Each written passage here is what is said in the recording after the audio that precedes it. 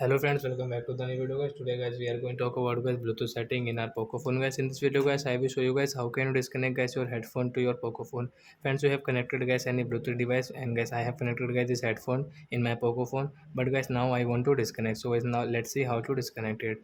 So before starting video friends, I want to tell you guys, if you're new in my channel, so friends, first of all go and subscribe my channel, click the bell icon.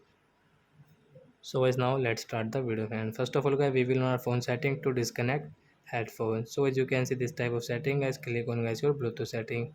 So you can see guys we have connected guys Proton BT, and guys you can see battery 90% active. So guys we want to disconnect. So guys you can see right side this arrow friends, tap here.